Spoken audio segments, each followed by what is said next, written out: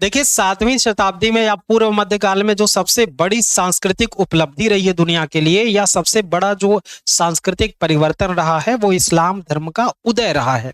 अब इस्लाम धर्म के उदय के पीछे की जो पृष्ठभूमि है, क्या पैगंबर साहब की आइडियोलॉजी थे, कैसे इस्लाम धर्म अस्तित्व में आया, इसके पीछे की जरा सा कहानी को हम लोग समझते हैं। तो वेलकम है आप सभी का 15 मिनट के स्पेशल क्लास में। मेरा नाम है कुमार कौशल और इतिहास की इस जबरदस्त एपिसोड में आप सभी को हम कोशिश करेंगे कि कम से कम समय में पूरा ब्रीफ कर दिया जाए कि क्या है इस्लाम धर्म। दरअसल इस्लाम धर्म का उदय आपसे जब भी पूछा जाएगा, जब भी कभी आप इस्लाम धर्म के उदय के बारे में बात करेंगे, तो हमेशा ये बात ध्यान रखिएगा कि इस्लाम के जो संस्थापक हैं पैगंबर मोहम्मद साहब से उस डिस्कशन की शुरुआत होगी।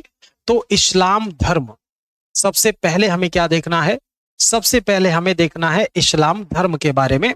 और इस्लाम धर्म जो शब्द है, दरअसल इसका जो उदय है वो अपने आप में एक बहुत बड़ी सांस्कृतिक परिवर्तन का द्योतक माना जाता है। और मध्य एशिया के अरब में इसका उदय हुआ था।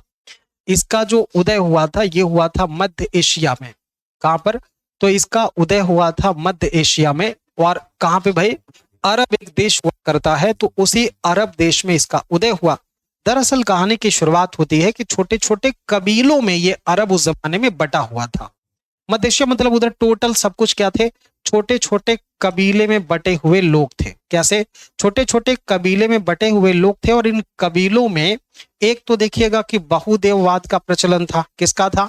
यहां पर बहुदेववाद का प्रचलन था। और दूसरी चीज यह है कि यहां पर मूर्ति पूजा की जाती थी, मतलब मूर्ति भंजन किया, मतलब मूर्ति की पूजा की जाती थी, या कह सकते हैं कि बुत परस्ती की जाती थी।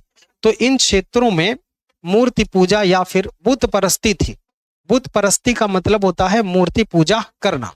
ये सब यहां पे प्रचलित थे। और इन्हीं परिस्थितियों में इस्लाम का उदय होता है। अब इस्लाम का जब उदय हुआ तो जरा सा इस्लाम का भी शाब्दिक अर्थ समझ लीजिए कि इन्हीं परिस्थितियों में अगर इस्लाम का उदय हो रहा है, ऐसी परिस्थितियों में ही इस्लाम का उदय हुआ। तो इस्लाम जो शब्द है, देखिए इस्लाम ये दो शब्दों के योग से बना हुआ है। इस्लाम शब्द जो है, इस्लाम शब्द जो है ये दो शब्दों की योग से बना हुआ है। एक शब्द है इसमें से सल्म और एक शब्द है शिल्म। दो शब्द हैं इस्लाम में। एक शब्द का एक है सल्म और दूसरा शब्द है सिल्म। दूसरा शब्द क्या है? सिल्म। तो शल्म का मतलब होता है शांति। इसका अर्थ क्या होता है? तो इसका अर्थ होता है शांति। और सिल्म का अर्थ होता है समर्पण। अर्थात ये कह सकते हैं कि ईश्वर की राह में पूरी तरीके से शांति और समर्पण करना है इस्लाम।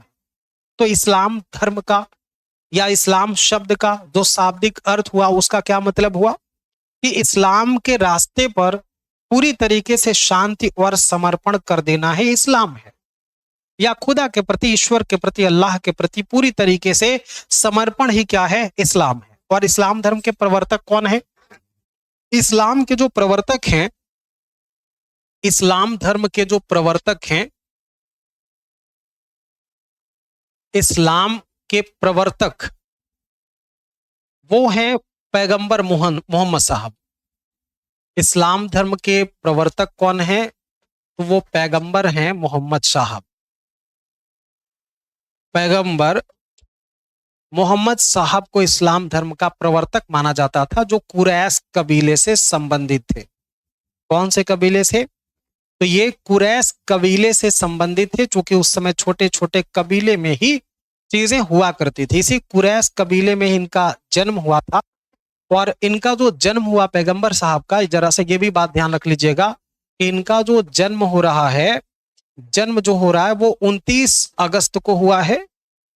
इनका जन्म हुआ है 29 अगस्त को 570 ईस्वी में। कब हुआ है? तो 29 अगस्त 570 ईस्वी में इनका जन्म हुआ है। पिता का नाम था अब्दुल्ला और माता का नाम था अमीना। इनके जो पिता हैं, पिता का नाम था अब्दुल्ला, पिता का नाम था अब्दुल्ला। और इनकी जो माता है, माता का नाम है अमीना। आमीना चाहे अमीना। अब अगर इसमें से माता पिता दोनों का नाम आप देख पा रहे हैं कि अब्दुल्ला और अमीना इनके माता पिता का नाम है। जब करीब करीब 6 वर्ष के थे तभी इनके पिता का देहांत हो गया और कुछ समय बाद इनकी माता की भी मृत्यु हो जाती है। जब माता पिता की डेथ हो गई तो इनके डेथ के बाद इनका जो पालन पोषण है, इनका जो पालन पोषण है वो पालन पोषण किसने किया है? तो पालन पोषण करने का काम इनका, पैगंबर साहब का पालन पोषण इनके चाचा जान ने किया है, चाचा ने किया है, जिसका नाम था अबू तालिब। तो चाचा ने ही इनका पालन पोषण किया, जिनका नाम क्या है? तो जिनका नाम है अबू तालिब, वही इसका पालन पोषण कर रहे हैं।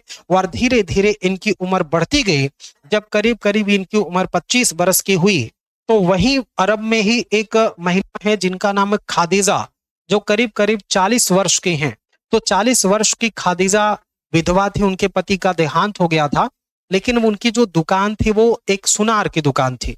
तो पैगंबर साहब करीब 25 साल की उम्र थी और उसी समय वो खादीजा के यहाँ जॉब करने चले जाते हैं, नौकरी कर लेते हैं। और ऐसा कहा जाता है कि वहीं नौकरी के दौरान ही, चूंकि वो भी विधवा थी, 40 साल की औरत थी, ये भी नौजवान थे, दोनों के बीच में नजदीकियां बढ़ गई और दोनों एक दूसरे को पसंद करके पति पत्नी के रूप में, मतलब उनके निकाह हो गया और पति पत्नी के बीच में रहने लगे। इसका एक ये हुआ कि पैगंबर साहब की जो आर्थिक तंगियां थी वो तंगी तो खत्म हो गई, लेकिन इसके आने से एक चीज और मिलता है कि पैगंबर साहब को सांसारिक भौतिकता की चीजें बांध नहीं पाती। अरब में एक हीरा नाम की पहाड़ी हुआ करती है, वहीं अरब में एक हीरा नाम की पहाड़ी हुआ करती है। उसी हीरा पहाड़ी पर ये जा करके पैगंबर साहब घंटों चिंतन मनन किया करते थे। ठीक, ये जो मोहम्मद साहब हैं, ये मोहम्मद साहब जा करके वहीं पर चिंतन किया करते थे। और इसी चिंतन के क्रम के दौरान में यहीं पर इनको देवदूत जिब्राइल का संदेश मिला। यहीं पर इनको देवदूत जिब्राइल का संदेश मिला।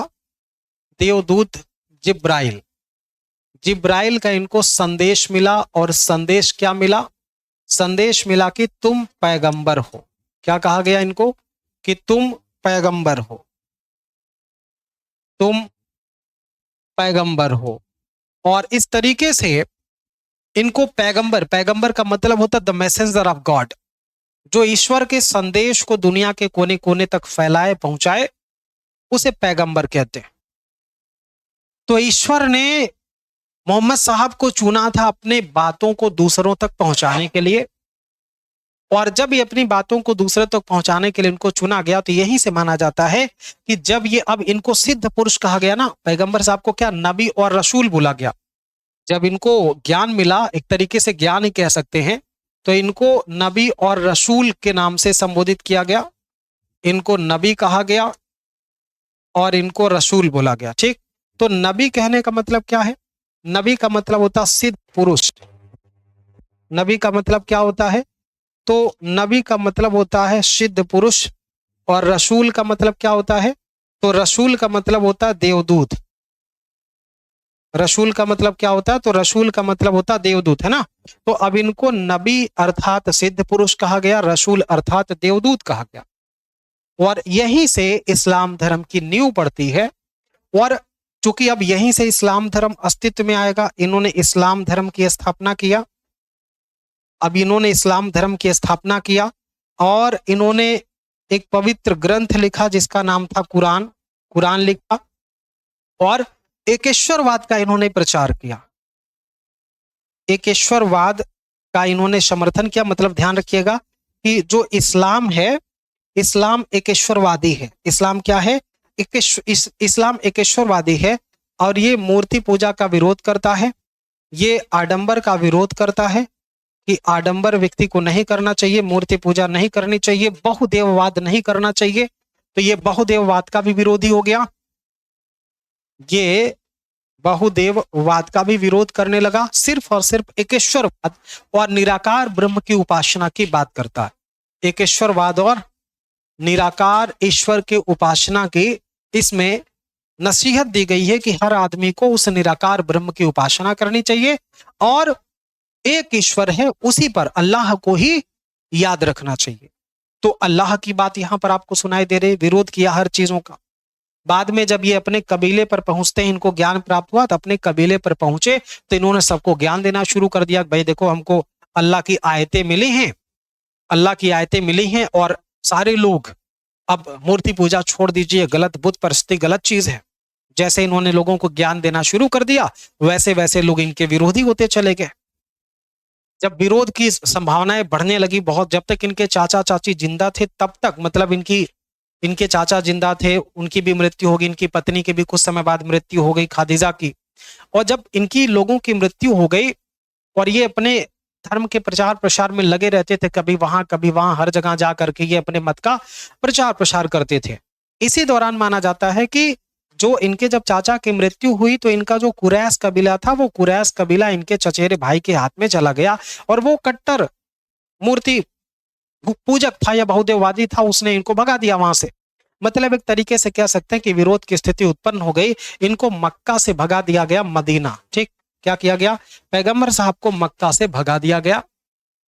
और जब इनको मक्का से निकाला गया तो ये घटना थी भाई 622 ईस्वी की, और ये मक्का से निकल करके कहां पहुंचते हैं, मदीना पहुंचते हैं। आज आप देखेंगे कि मुसलमानों के दो पवित्र स्थल हैं, एक मक्का है, दूसरा मदीना है। जब ये मदीना पहुंचते हैं तो मदीना से आमंत्रण भी इनको किया गया था कि आप यहां आ जाइए, हम आपके पूजक हैं, हम आपके समर्थक हैं। तो ये मदीना चले जाते हैं। 622 ईस्वी में ये जो मदीना गए ना, यहीं से इस जो जाने की घटना है, इसको हिजरत कहा जाता है। क्या बोला जाता है, हिजरत कहा जाता है। और यहीं से हिजरी संवत की शुरुआत हो रही है। यहीं से क्या हो रहा भाई, तो यहीं से हिजरी संवत की शुरुआत हो रही। माना जा रहा है कि इस्लाम धर्म में जब पैगंबर साहब मक्का से मदीना गए 622 ईस्वी में, यही घटना हिजरी संवत के नाम से जानी गई। मतलब 622 से इस्लामी हिजरी संवत की शुरुआत होती है। इन्होंने कहा कि अल्लाह एक है और मैं उसका एकमात्र पैगंबर हूं, सिर्फ अल्लाह की पूजा कर, अल्लाह की इबादत करनी चाहिए, उसके अलावा किसी को भी इबादत करने की जरूरत नहीं है। अब इनके कई सारे अनुयायी बनने लगे। अब इनके कई सारे अनुयायी बनने लगे, धीरे धीरे इनकी ख्याति बढ़ने लगी। और जब इनकी ख्याति बढ़ने लगी तो इनके अनुयायियों को मुस्लिम बोला गया। क्या बोला गया, मुस्लिम बोला गया। मतलब जिसका मुसल्लिम ईमान हो, मतलब ईमान सच्चा हो, श्रद्धा पूर्वक वो आए, वही मुस्लिम है।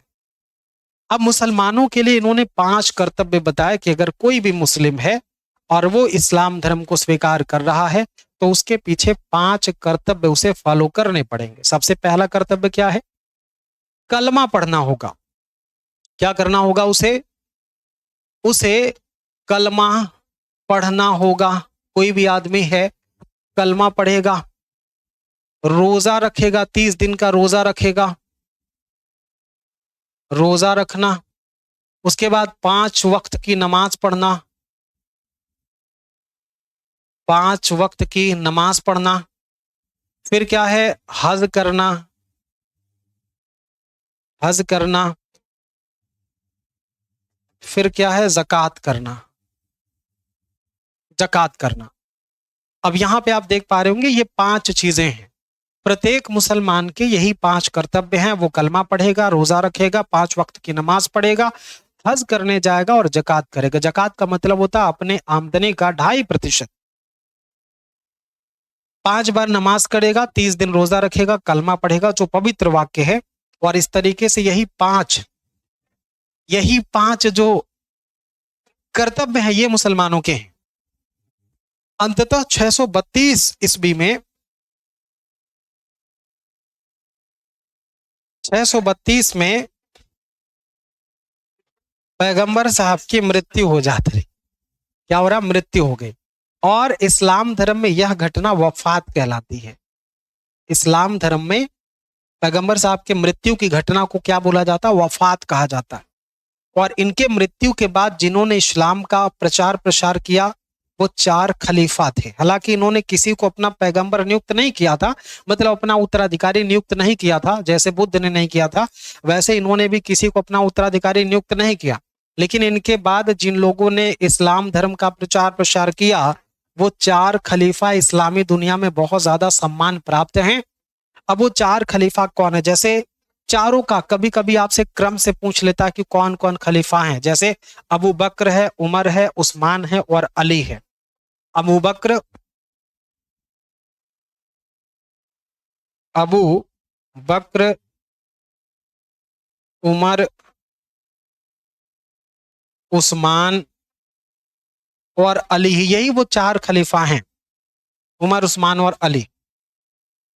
632 में जिस समय पैगंबर साहब की मृत्यु हुई तो अबू बकर पहला खलीफा बना और ये 634 तक रहा। उसके बाद उमर 34 से 44 तक, ये 634 से 644 तक रहा। और उस्मान जो है ये 644 से शुरू होता है और करीब करीब ये देखेंगे तो 656 के आसपास तक जाता है, ये 656 तक जाता है। और अली जो है ये 656 से लेकर के 668 तक, 656 से लेकर के 668 तक। और उसके बाद खलीफाओं की ये परंपरा समाप्त हो जाती है। इस तरीके से आपने देखा होगा कि जिस तरीके से आगे जो सुल्तान को जो जो जैसे उमर होगा, चाहे अब्दुल्ला होगा, चाहे अबू बकर होगा, ये जिसको जिस भी शासक पर आशीर्वाद रखेगा वही इस्लाम का प्रचारक और सबसे व्यवस्थित चीज माना जाएगा। अभी के लिए बस इतना ही, फिर मिलेंगे अगली क्लास में, तब तक के लिए नमस्कार, जय हिंद।